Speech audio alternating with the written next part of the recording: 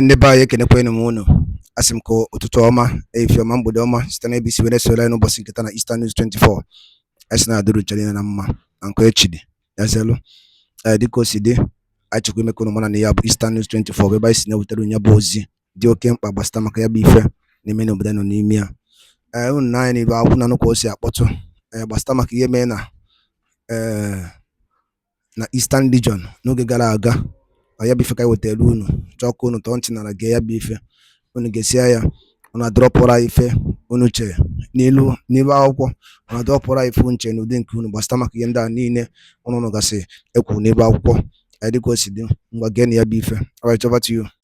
Key news-making developments that occurred during the week. So come along and enjoy the ride. We're beginning in the southeastern part of the country today, where Nigerian troops have dealt a significant blow to terrorist groups in the southeastern region, specifically targeting leaders of the indigenous people of Biafra as well as the Eastern Security Network. Troops of Operation Odoka arrested the founding father and 3 notorious commanders of IPOB and ESN in Imo and Abia states. The Director of Defense Media Operations, Major General Edward Buba, announced the capture of Pius Igu in the Osu area of Imo State. Another alleged notorious commander of IPOB, Emmanuel Ogu, was arrested in the Mbano local government area of Abia State, while a suspected cult leader, Ifeanyi Rock, was also apprehended. There has been significant increase in the nation's daily crude oil production. At the time that the instructions were given, at that time the daily crude oil production was around 1.1, 1.2. But today we are talking about 1.7, getting close to 1.8, and I can assure you that we will increasingly make progress as we get towards the end of the year.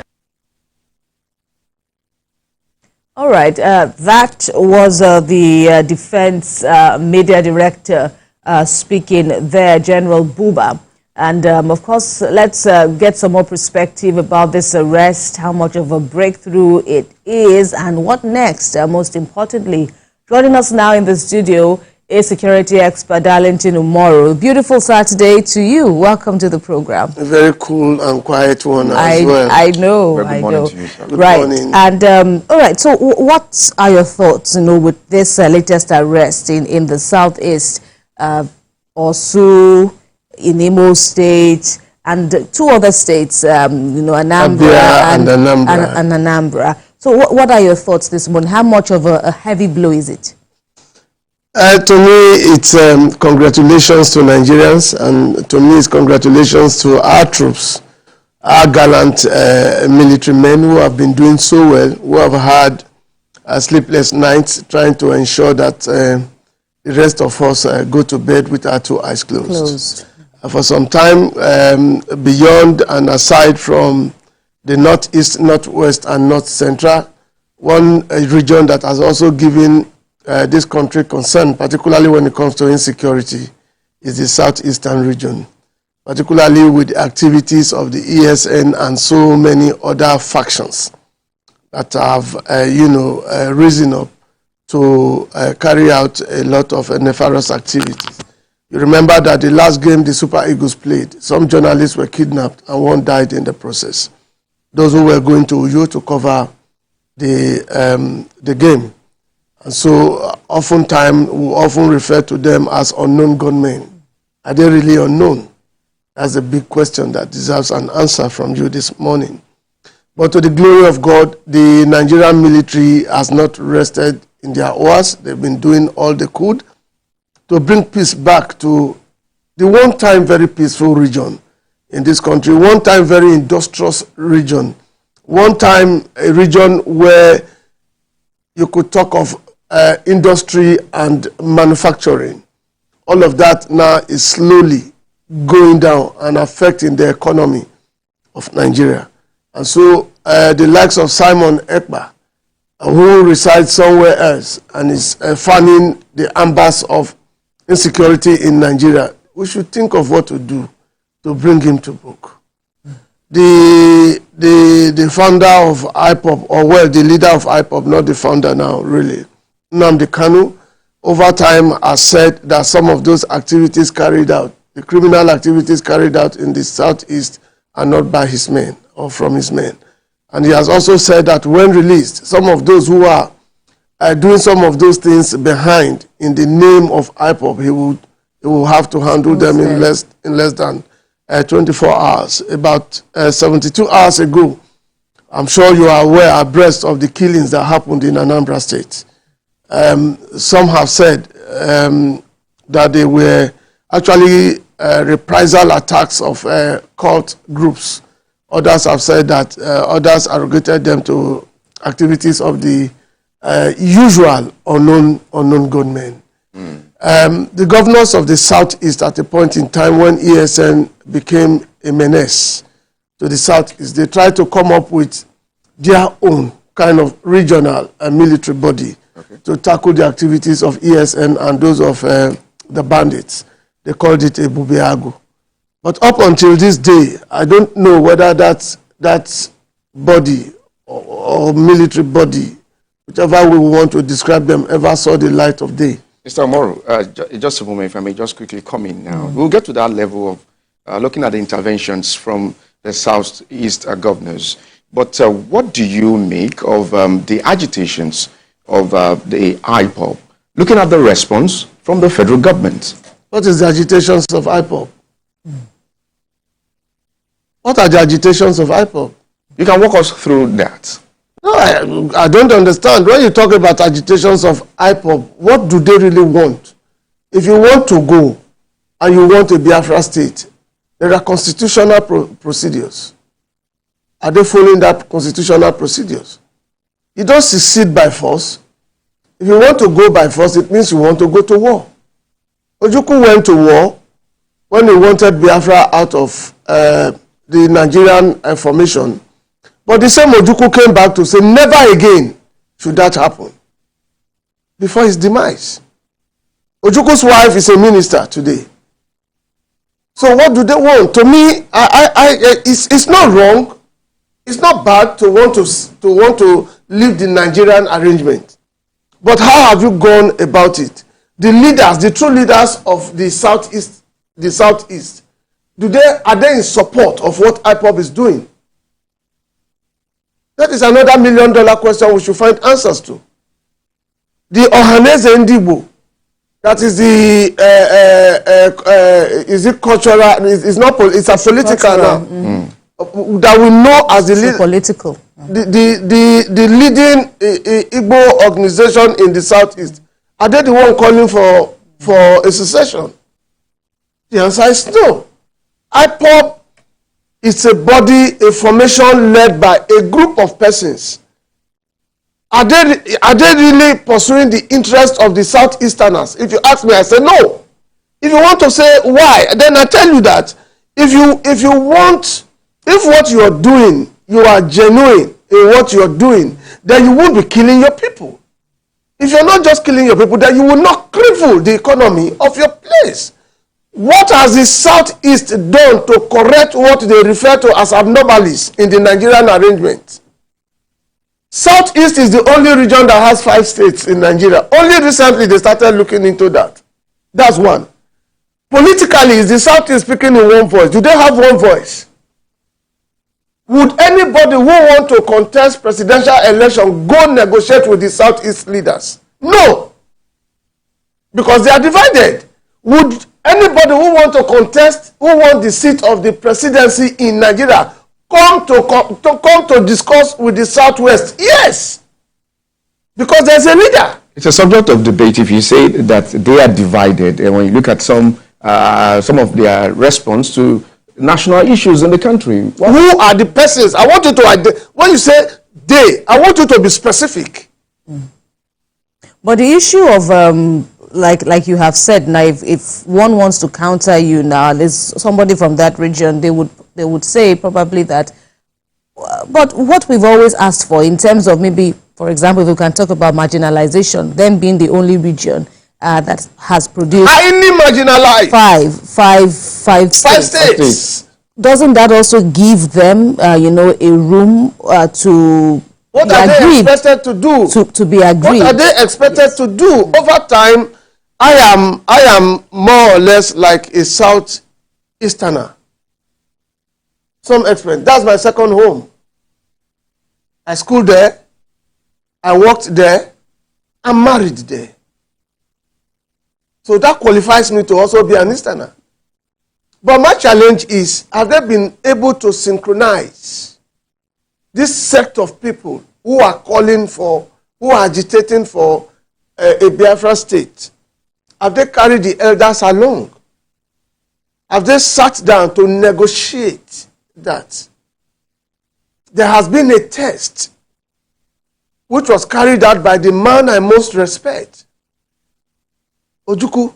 One man I very intelligent man. I don't know whether some of you grew up to know him very well. Very intelligent man. If you listen to him speak, he's an orator. He was an orator. Okay? And so if you say they, now my expectation, like I have told many of them who care to listen, if you want a Biafra state, you can achieve it.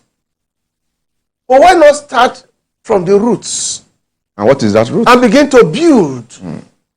And gradually take yourself into the mainstream of Nigerian politics.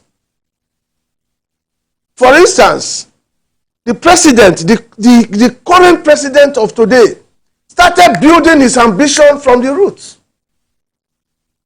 And then at a point in time, he ensured that for you to become president of this country, you must come negotiate with him. Because he was able to bring together the Southwest. And they were able to speak in one voice. And so, if you needed the votes of the Southwest, you knew where to go to. And if he didn't support you, you knew you were in trouble. And so when he said it was his turn, he had the backing because he had built the pillars. The pyramid was there already.